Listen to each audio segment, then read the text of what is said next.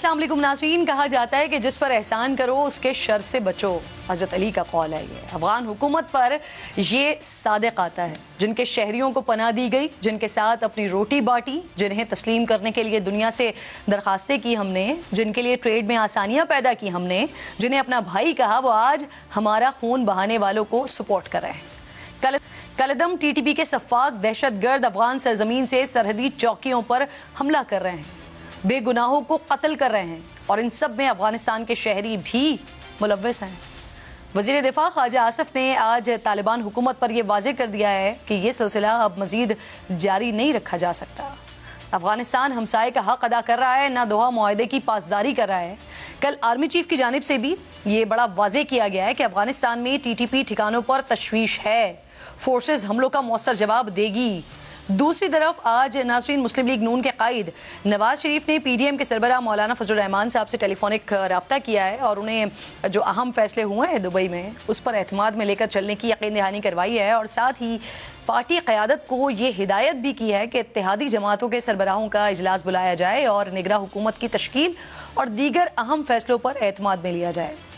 साबिक सदर आसिफ अली जरदारी भी लाहौर गए हैं, जहां उनकी इस्तेहकाम पाकिस्तान पार्टी के चेयरमैन जहांगीर तरीन समेत दीगर अहम सियासी रहनुमाओं से मुलाकातों का इम्कान है और इलेक्शन से कबल नई हल्का बंदियों का मसला भी ऑब्वियसली संगीन होता जा रहा है, क्योंकि वज़ीर मनसूबा बंदी एहसन इकबाल साहब ने बड़ा क्लियर ये कहा है कि आइंदा इलेक्शन जो है वो उसके लिए नई हल्का बंदियों का वक्त बचा नहीं है। तो क्या हुकूमत इत्तेहादियों को पिछली मरदमशुमारी के तहत इलेक्शन पर राज़ी कर लेगी? फिर नून लीग के सीट एडजस्टमेंट न करने के ऐलान के बाद क्या पंजाब में पीपल्स पार्टी आईपीपी का इत्तेहाद हो सकता है? क्योंकि एक इंपॉर्टेंट मीटिंग तो आज होने जा रही है। तो इन्हीं तमाम इशूज़ पर बात करने के लिए अतर काज़मी साहब सीनियर एनालिस्ट मेरे साथ प्रोग्राम में मौजूद हैं और अताउल्लाह तारड़ साहब SAPM हैं मेरे साथ प्रोग्राम में मौजूद होंगे। जो बलूचिस्तान और फाटा में जो दहशतगर्दाना सरगर्मियाँ बड़ी तेज़ी के साथ बढ़ रही हैं आगे, क्या कहते हैं आप? ये हुकूमती बयानात से इस बात का आपको अंदाज़ा हो रहा है कि आने वाले दिनों में अफगान हुकूमत के साथ मामलात मज़ीद बिगड़ सकते हैं? इलेक्शन प्रोसेस कैसा लग रहा है आपको?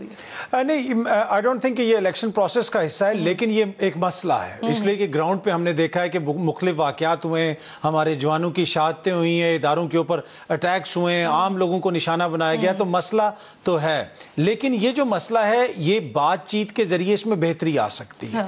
इशू ये है कि हमारे वज़ीर ख़ारजा ने इस वक्त दुनिया का शायद ही कोई मगरबी मुल्क हो जो उन्होंने छोड़ा हो, लेकिन प्रॉब्लम हमारी बिल्कुल बॉर्डर के ऊपर है, प्रॉब्लम हमारी अफगानिस्तान के साथ है। उधर कितनी तवज्जो दी गई है कि आज हमारे वजीर दिफा को बयान देना पड़ रहा है, आज हमारे इदारों को खुद ये बयान देने पड़ रहे हैं कि ये चीज़ें नाकाबिले कबूल हैं। ये काम तो देखें ना वजीर खारजा साहब का था, वो जाके बैठ जाते वहाँ पे, उनसे बात करते, उनको एंगेज करते, इसलिए कि अभी भी तो हम यही कह रहे हैं ना कि हमने उनको एंगेज करना है। ये कंप्लीट फेलियर है बिलावल भुट्टो की डिप्लोमेसी का, उनकी वजारत खारजा का, कि आज ओपन में हम इस तरह की बातें कर रहे हैं और इन बातों से खुश कौन हो रहा होगा? वही भारत खुश हो रहा होगा। आज चीन वहां पे इन्वेस्टमेंट कर रहा है, वहां पे ऑयल एक्सप्लोर करने की बात कर रहा है। ये तो हमारा बैकयार्ड जिसे कहा जाता था, ये तो हमारा ब्रादर इस्लामी मुल्क है, हमारे भाई हैं, इनके साथ तो हमारे ताल्लुकात बेहतर होने चाहिए। और पाकिस्तान ने जिस तरीके से मुख्तलिफ जगहों पर अपना किरदार भी अदा किया, लेकिन मुझे यहाँ पे डिप्लोमेटिक फेलियर नजर आ रहा है, यहाँ पे मुझे सफारतकारी की कमी नजर आ रही है। और यहाँ पे मसला क्या है? देखिए किरण, इस एक साल के अंदर ना अपनी हुकूमत, अपने मामलात को ठीक करना, अपनी सियासत को ठीक करना, मैं किसी एक सियासी जमात की बात नहीं कर रहा, अपोजिशन भी है, हुकूमत भी है, इन मामलात की तरफ तो किसी की तवज्जो ही नहीं जा रही। तो ये उसकी प्राइस जो है फिर पूरे मुल्क को अदा करने। अतर तारड़ साहब भी मुझे ज्वाइन कर चुके हैं। अतर साहब बहुत शुक्रिया। अस्सलाम वालेकुम। गालिबन उन तक आवाज़ नहीं जा रही, उनको दोबारा रब्ता करने की कोशिश करते हैं। अतर आप इस पे क्या कहेंगे? क्योंकि दुआ मुआहदे की तो ये ऑब्वियसली खिलाफ वर्जी हो रही है ना, वहाँ पर एक मुआहदा किया आपने और उसके बाद फिर हम देखते हैं कि अमेरिका बिल्कुल खामोश है इस बात पर। पाकिस्तान इस पे क्या क्या कर सकता है? जो कल कुछ स्टेटमेंट्स आए उसके बाद देखिए, अमेरिका जिस तरीके से गया, अमेरिका यहाँ पे 22 साल से बैठा हुआ था और इंसानी तारीख का, और ये मैं बड़ी जिम्मेदारी से कह रहा हूँ, इंसानी तारीख का मजबूत तरीन मिलिट्री अलायंस 22 साल वहां पे बैठा रहा। और जिस तरीके से वो रात को रात वहां से निकले वो पूरी दुनिया ने देखा। तो क्या आप समझेंगे कि अमेरिका को हमारा दुख खाया जाएगा? अमेरिका को चीन का दुख खाया जाएगा? आज मोदी को बुला के वहां से जो स्टेटमेंट दी गई कि भारत में जो मुसलमानों के साथ हो रहा है, भारत में जो माइनॉरिटीज के साथ हो रहा है, मैं ये नहीं کہہ رہا کہ پاکستان میں کوئی آئیڈیل سچویشن ہے, یہاں پہ کوئی مسائل نہیں ہے, لیکن کیا بھارت کو یہ زیب دیتا ہے کہ وہ کسی اور ملک کے اوپر انسانی حقوق کے حوالے سے بات کرے؟ تو وہ امریکہ کے آشیرواد سے ہی تو وہاں پہ ہوا نا. تو میرے خیال میں امریکہ کا تو ہمارا کوئی دکھ نہیں ہوگا, ہمیں اپنوں سے گلا ہے جو حکومت والے ہیں, انہوں نے کیا کیا. حالیہ حملوں میں افغان شہری بھی ملوث ہیں, تو اس کی کیا وجہ ہے؟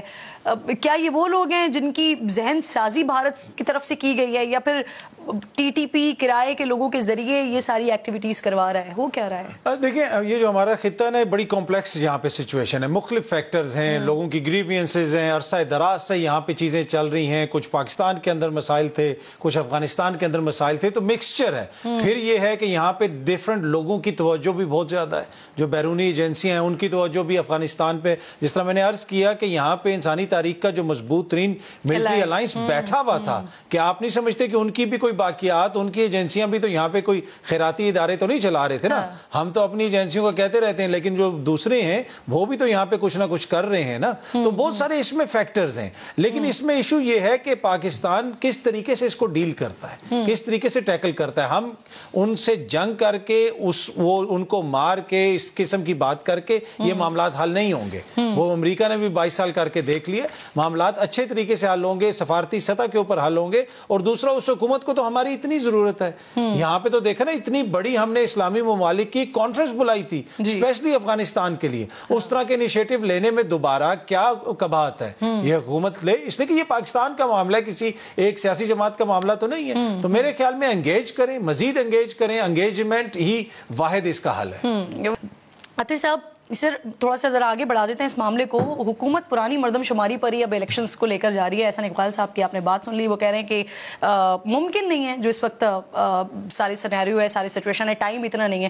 جسٹیفائیڈ ہوگا یہ 2017 کی مردم شماری کے اوپر 2023 کے الیکشنز کروانا؟ اور پھر اس میں سب سے امپورٹنٹ یہ کہ وہ جو اتحادی ایم کیو ایم ہے, ان کو تو 2017 کے انتخابات مردم شماری کے اوپر اعتراض تھا, تو وہ اس کے اوپر مان جائیں گے؟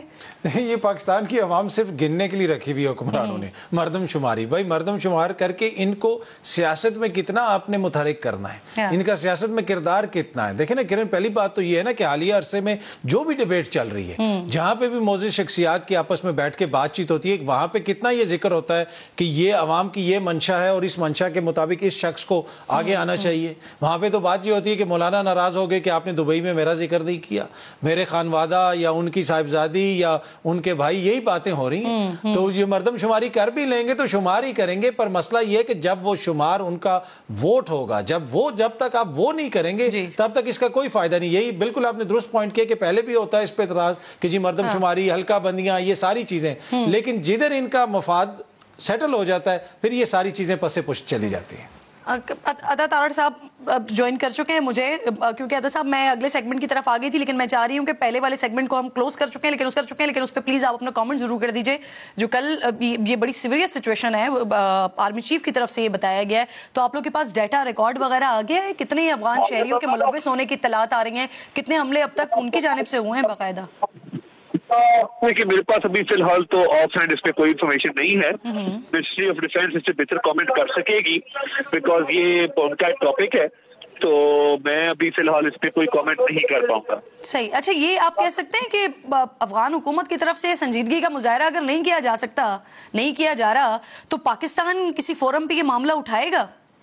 دیکھیے ہمارا ایک وقت آپ کو یاد ہوگا چند ماہ پہلے وہاں گیا بھی تھا, اور ان سے ایک امن کے حوالے سے, امن کے قیام کے حوالے سے ہماری ٹاکس بھی جاری رہی ہیں. تو میں یہ ہوپ کرتا ہوں کہ امن کا قیام ہوگا اور دونوں ممالک کے درمیان جو دوستانہ تعلقات ہیں وہ بحال ہوں گے, اور اس میں کوشش یہی کرنی چاہیے کہ امن کے قیام کے لیے دونوں طرف سے کوششیں کی جائیں. صحیح. ٹھیک, اب میں ذرا آگے آ جاتی ہوں. عطا صاحب مجھے بتائیے, چند مہینے پہلے تک آپ کے وزراء ٹائم لے رہے تھے, کہہ رہے تھے کہ پنجاب میں الیکشن اس لیے نہیں ہو سکتا کیونکہ نئی مردم شماری ہو چکی ہے. اب وزراء کہتے ہیں کہ جو الیکشن ہے وہ نئی مردم شماری پر نہیں ہو سکتا کیونکہ اس کے لیے مزید وقت درکار ہے.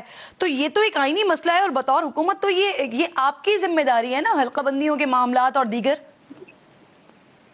دیکھیے بات یہ ہے کہ یہ مردم شماری ہوئی وہ لانگ اوور ڈیو تھی. 2017 کے بعد مردم شماری نہیں ہو پائی, اور میں یہ سمجھتا ہوں کہ بلوچستان میں, کراچی میں بہت سارے ایریاز ہیں جن کی پاپولیشن بڑی ہے, اور مشترکہ مفادات کونسل نے اب یہ فیصلہ کرنا ہے کہ انہوں نے اب اس سینسس کو آنے والے دنوں میں اپروو کرنا ہے آفٹر کنسنسس، اتفاق رائے سے، اور یہ اس ملک کے لیے بڑا ضروری ہے کیونکہ دیکھیے جو پرانی حلقہ بندیاں یا پرانا سینسس ہے اب یہ اس پہ الیکشن ہو پائے گا نہیں ہو پائے گا، یہ تمام اسٹیک ہولڈرز کو اس پہ آن بورڈ کرنا پڑے گا، مگر میں الیکشن ٹائم پہ ہوتا دیکھتا ہوں اور میرا یہ خیال ہے کہ ہم اپنی مدت سے مکمل کر کے گھر جائیں گے تو انشاءاللہ الیکشنز کا انعقاد اپنے ٹائم پہ ہوگا، وہ چاہے نیا سینسس ہو۔ میں نہیں سمجھتا کہ یہ اتنی لینتھی ایکسرسائز ہے کہ الیکشن خدا نہ خواستہ جو ہے وہ اس سال ہو نہ سکے، تو لیکن سر آپ کے ساتھ ہی اس وقت جو اتحادی موجود ہیں انہوں نے تو 2017 کی مردم شماری کے اوپر آج تک ان کا اعتراض ہے، تو وہ اگر نئی مردم شماری کی طرف آپ لوگ نہیں جاتے ہیں تو ان کو کیسے منائیں گے انتخابات کے لیے؟ اس پر میں نے آپ لوگوں سے ڈسکشن کرنی ہے، ایک بریک کے بعد واپس آتے ہیں۔ پروگرام میں ایک بار پھر جی آپ کو خوش آمدید کہتی ہوں۔ عطا تارڑ صاحب میرے ساتھ موجود ہیں، اطہر کاظمی صاحب میرے ساتھ موجود ہیں۔ عطا صاحب فرمائیے کہ سر یہ جو ہم مردم شماری کے حوالے سے جو احسن اقبال صاحب نے ایک بات کر دی ہے، اب یہ بتائیے کہ جو باقی اتحادی ہیں آپ کے ان کو obviously سب الگ الگ، جو اب تک مسلم لیگ نون کا ڈیسائیڈ ہوا ہے کہ سب اپنے اپنے نشانات پر اور کوئی سیٹ ایڈجسٹمنٹ ان کے ساتھ نہیں ہوگی، لیکن پھر بھی سر یہ اتحادیوں کو اس بات پر کنونس کیسے کریں گے، منائیں گے کیسے کہ جی جو 2017 کی مردم شماری ہے اسی کے اوپر انتخابات لڑنے ہیں آگے؟ دیکھیے میں یہ سمجھتا ہوں کہ مشترکہ مفادات کونسل دونوں 2017 اور 2023 کی مردم شماریاں رکھی جائیں گی، سینسس رکھا جائے گا اور اس پہ ڈسکشن ہوگی، اور وہ ٹیکنیکل ڈسکشن ہوگی، وہ پولیٹیکل بیسس پہ نہیں ہوگی۔ اور میں یہ سمجھتا ہوں کہ استفاق کا سینسس آبویسلی انسسٹنس تھی پیپلز پارٹی کی بھی، ایم کیو ایم کی بھی، اور ہمارے دیگر اتحادیوں کی، بلوچستان کی پارٹیوں کی، جن کی انسسٹنس پہ یہ سینسس انیشیٹ کیا گیا ہے، تو میرا اس میں بالکل یہ بڑا کلیئر ویو ہے کہ اس پہ سیر حاصل گفتگو کر کے اور اس کا فیصلہ ٹیکنیکل اور اس بنیاد پہ کرنا چاہیے کہ پاکستان کے مفاد میں کیا 2017 کے سینسس پہ الیکشنز ہیں یا 2023 کے سینسس پہ الیکشنز ہیں، تو اس پہ مشاورت بھی ہوگی تمام اسٹیک ہولڈرز کے ساتھ، اور کاؤنسل آف کامن انٹرسٹ میں اس معاملے کو ٹیک اپ کیا جائے گا جس میں اتحادی بھی شامل ہیں، باقی پروونشل گورنمنٹس بھی شامل ہیں، تو انشاءاللہ اس پہ جو بھی فیصلہ ہوگا وہ میرٹ پہ کیا جائے گا۔ اچھا صاحب موجودہ مردم شماری کے نتائج شائع نہیں کیے جائیں گے سر؟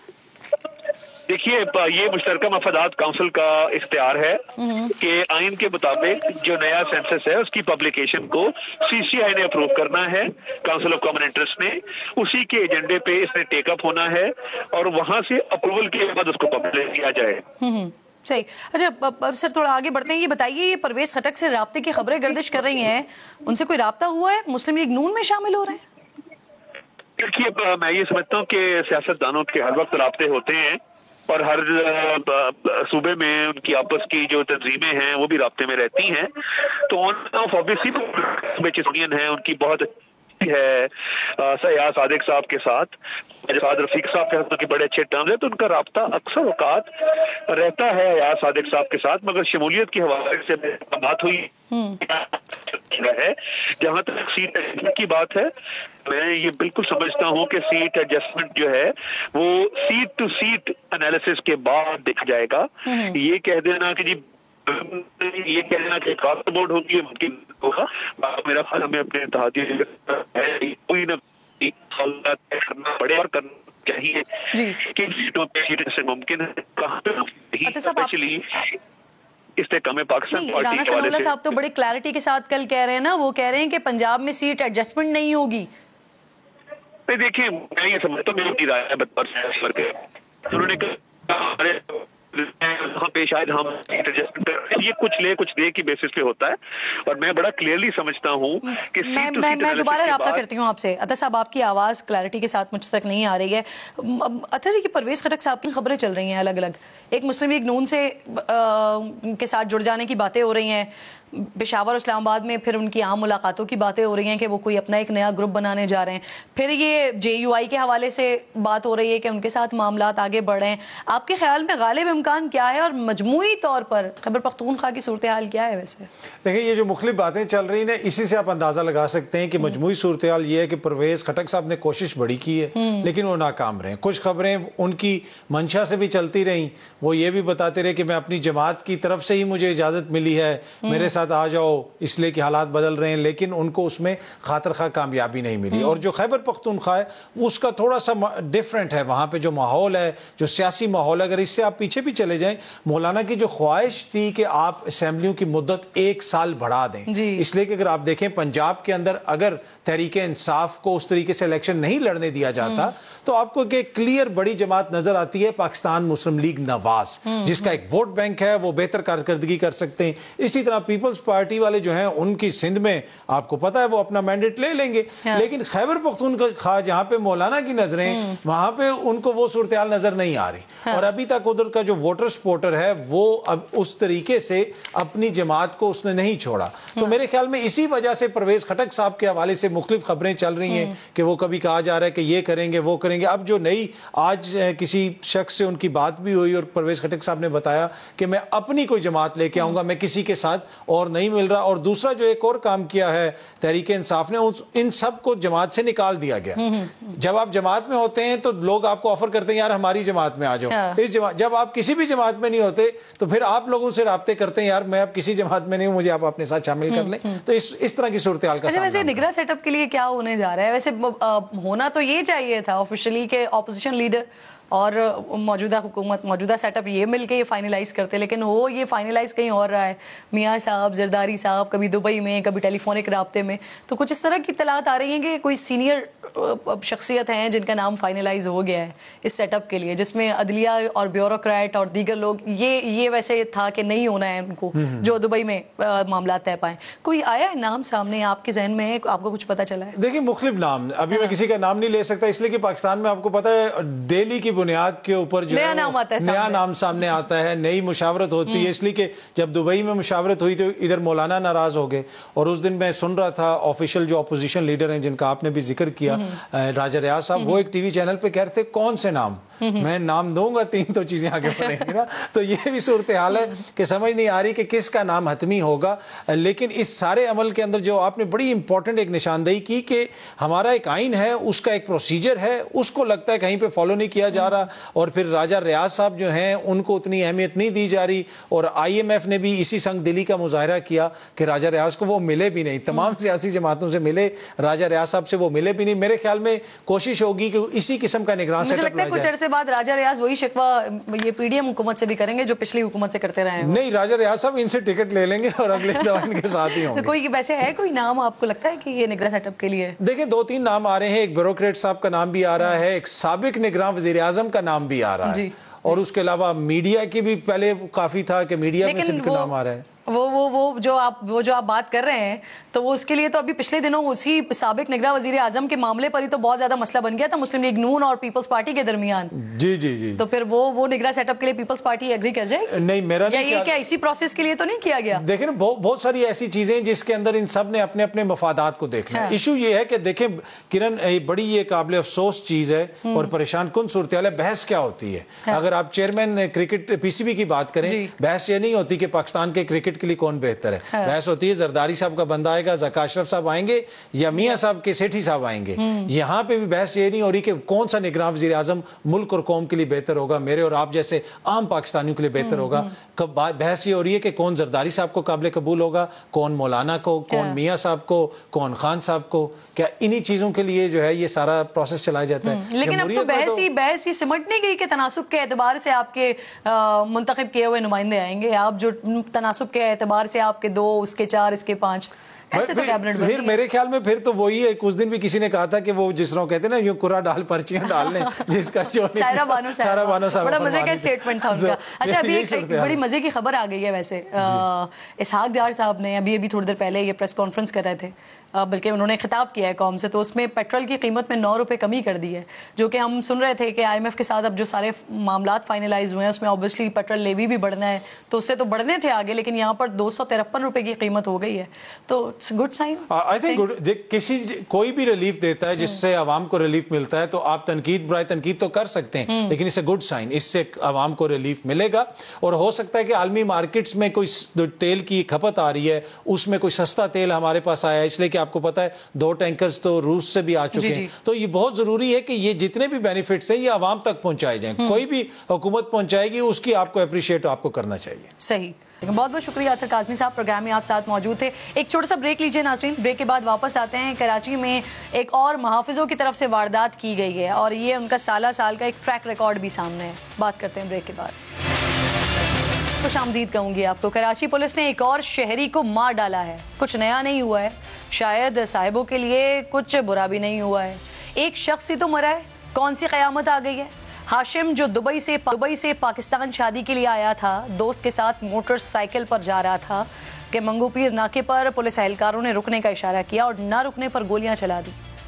زخمی ہونے والے شہزاد کے مطابق پولیس کی طرف سے ان پر 3 گولیاں چلائی گئی. ہاشم کو لگنے والی گولی کمر سے گزرتی ہوئی سینے سے پار ہو گئی. 20 منٹ تک ہاشم تڑپتا رہا لیکن اسے اسپتال منتقل کرنے میں دیر کی گئی. ڈی آئی جی CIA کے مطابق firing anti vehicle lifting cell کے ASI مختار نے کیا ہے, جو اب تک فرار ہے. البتہ DSP قمر احمد کو گرفتار کر کے عدالت میں پیش کیا گیا ہے, جن کی گن اور موبائل واردات میں استعمال ہو گیا ہے. IG سندھ کے واقعے کی تحقیقات کے لیے کمیٹی تشکیل دی گئی ہے, لیکن ہوگا کیا؟ وہی جو ہوتا آیا ہے. DSP صاحب عنقریب باہر آ جائیں گے. ہاشم کے گھر والے بھی عدالتوں کے چکر لگا کر تھک جائیں گے یا پھر پریشر کا شکار ہو جائیں گے. میں کوئی غیب کا علم نہیں رکھتی ہوں, لیکن شہر قائد کی ہسٹری وہ یہی بتاتی ہے. قائد کے شہر میں ایسا ہوتا رہا ہے, سر عام ہوتا رہا ہے, ہر سال ہوتا ہے, بار بار ہوتا ہے, کیونکہ مارنے والوں کو کوئی خوف نہیں ہوتا اور مرنے والوں کو انصاف نہیں ملتا. 2018 میں انتظار کو مارا, فوٹیج میں سب سامنے آ گیا, لیکن اس کا بوڑھا باپ آج بھی سپریم کورٹ سے تاریخ ملنے کے انتظار میں ہے. اسی سال عمل کو مارا, مقصود کو مارا, کیا انصاف مل گیا انہیں؟ اگر مل جاتا تو پھر 2019 میں شاید نمرہ نہ ماری جاتی, یا پھر 1.5 سالہ احسن, 2021 میں سلطان, 2022 میں عامر. یہاں رکھوالے ہر سال ہی موت دیتے ہیں, چوروں سے بچا نہیں سکتے ہیں, اسٹریٹ کرائمز ختم کروا نہیں سکتے ہیں, رشوت لینا چھوڑ نہیں سکتے ہیں. جو بیچارے کر سکتے ہیں وہ کر رہے ہیں. حکومت سے شکوہ کر کے وقت کیا ضائع کریں؟ بات کرنے کے لیے پروگرام میں مجھے اس وقت مقتول ہاشم کے بھائی ضمیر جوائن کر چکے ہیں. ضمیر, سب سے پہلے تو ہماری طرف سے تعزیت قبول کیجئے, ہمارے ادارے کی طرف سے تعزیت قبول کیجئے. انتہائی افسوسناک واقعہ رونما ہوا ہے. یہ پولیس کی جانب سے کہا جا رہا ہے کہ ناکے پر نہ رکنے کی وجہ سے فائر کیا گیا ہے. واقعے سے متعلق جو دوست ساتھ تھا, اس سے کیا بات ہوئی ہے آپ کی؟ اس نے کیا بتایا آپ کو؟ یہ بتا رہے ہیں کہ ہم وہاں سے آ رہے تھے کہ تقریباً 10:30 کا ٹائم تھا. یہ پولیس والے کھڑے ہوئے تھے, انہوں نے ہمارے کو ہاتھ دیا. ہاتھ دینے کے بعد ہم نے بریک ماری, ہماری بریک لگی تھوڑی سی آگے. جیسی آگے بریک لگی ہماری, انہوں نے پیچھے سے فائر کیا تو میں گھبرا گیا. میں نے جب دیکھا اس کو گولی لگی تو میں گھبرا گیا. گھبرانے کے بعد میں نے جب اس کو دیکھا یہ گر گیا, گولی میرے کو بھی لگی پیچھے, جو اس کی گولی نکل کے میرے کو کمر پہ لگ کے وہ جیسے گرا میں وہاں سے چلا گیا. جیسے میں وہاں سے گیا گھر پہ آ کے ان کو بتایا کہ بھائی ایسا حادثات ہوا, ایسا وہ ہو گیا سب کچھ. پھر میں تو تقریباً 10 سے 15 منٹ میں وہاں پہنچا, دیکھا تو میرے کو میرا بھائی نہیں ملا وہاں پر. تقریباً سمجھو اس دنیا میں نہیں تھا. یہ سارا واقعہ آپ کو ہاشم کے دوست نے بتایا جو ساتھ تھا اس وقت؟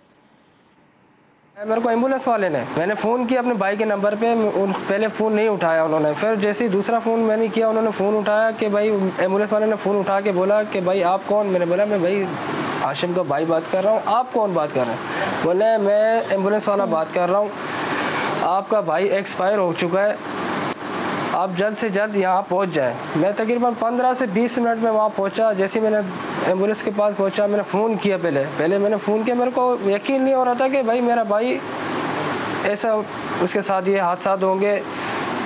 پھر میں نے جیسے ہی فون کیا, فون پولیس والوں کے پاس تھا, انہوں نے فون اٹینڈ کیا مگر بات نہیں کر رہے تھے. جب میں نے ایمبولینس کی لائٹ میں نے کھولی, لائٹ کھولنے کے بعد جب میں نے اس کی اوپر سے کفن ہٹایا, دیکھا تو وہ میرا بھائی ہاشم مکسی, اس کی ڈیتھ ہو گئی تھی. اچھا ضمیر, فون پر تو پولیس والوں نے آپ سے بات نہیں کی, رابطہ نہیں کیا. ابھی آپ لوگوں کے ساتھ کیسا رویہ ہے پولیس کا؟ تعاون کر رہے ہیں؟ کاروائی تو ہم لوگ کر رہے ہیں, مگر کیا وہ ہمارا ابھی تک جو مین مدعا ہے, جو مین مدعی ہے جو بھاگے ہوئے وہ ان کو پیش نہیں کر پا رہے. وہ DSP ان کو گرفتار کیا ہوا ہے, قمر زمان کو حراست میں لیا ہوا ہے 4 دن کے ریمانڈ میں. وہ ان کا اور اس کا قمر پٹھان, اس کا بیٹا قمر مختار پٹھان, ان کے بیٹے کو بھی حراست میں لیا ہوا ہے, وہ بھی لاک اپ. یعنی آپ پولیس کی کارروائیوں سے مطمئن ہیں اس وقت جو کر رہے ہیں؟ جی میں مطمئن ہوں. تو کیا کسی حکومتی عہدیدار سے کوئی رابطہ وغیرہ ہوا ہے آپ لوگوں کا؟ کوئی یقین دہانی ملی؟ کسی نے یقین دہانی کروائی ہے آپ کو کوئی؟ نہیں، ایسا کچھ بھی ابھی تک کچھ نہ ہو پا رہا ہے، نہ کوئی کر پا رہا ہے. خالی صرف ٹالم ٹول ہو رہی ہے، باتیں ہو رہی ہیں بس، میڈیا میں جتنی بھی ہیں وہ نیوزیں چل رہی ہیں، مگر کیا ابھی کوئی ساتھ نہیں دے رہا. میں یہ کہنا چاہتا ہوں کہ ہمارے کو انصاف ملے. ہمارے کو جو جس بندے نے اس کو مارا ہے وہ بندے گرفتار کیے جائیں، ان کو پھانسی دی جائے، ان کو گولی ماری جائے.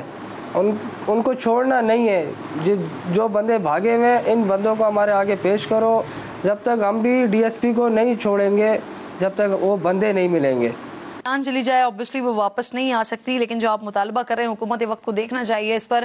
جس وقت آپ اسپاٹ پر پہنچے، بھائی کو دیکھا، تو وہاں آپ لوگوں کی طرف سے کہا گیا تھا کہ ہاشم پر فائرنگ کے بعد تشدد بھی کیا گیا ہے.